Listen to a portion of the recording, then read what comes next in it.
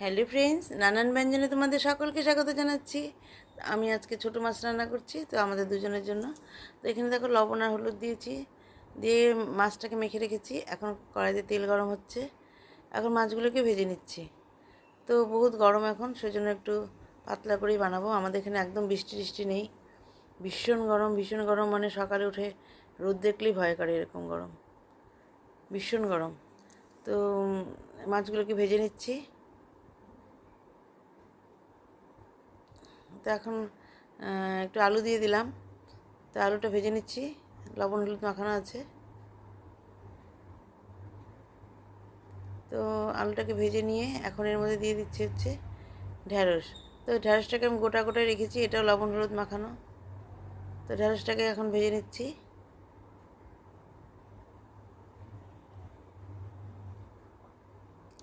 তো ঢ্যাঁড়সটাকে ভেজে নিয়ে উঠিয়ে নিয়েছি।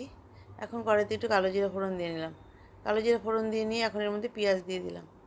এখানে আমি একটা পেঁয়াজ দিয়েছি, তো মাছ কম, সেজন্য আমি আর বেশি পেঁয়াজ দিইনি। তো একটা পেঁয়াজ এরকম কুচি করে কেটে নিয়েছি, আর ছোট ছোট দুটো আমি পেস্ট করে নিয়েছি। ভেজে নিয়ে এখন এখানে একটু পেঁয়াজের পেস্ট দিয়ে দিলাম,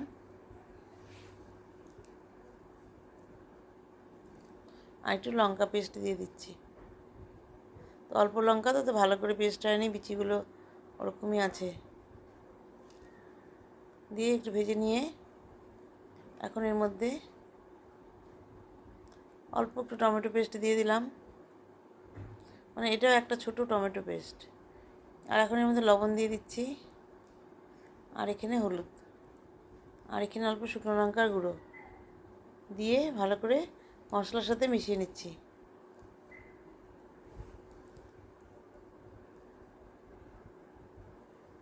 এইভাবে মশলাটাকে ভেজে নিচ্ছি।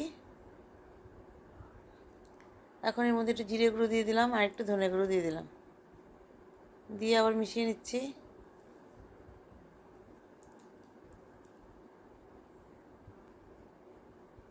এখন এর মধ্যে আলু আর ঢেঁড়সটা দিয়ে দিলাম।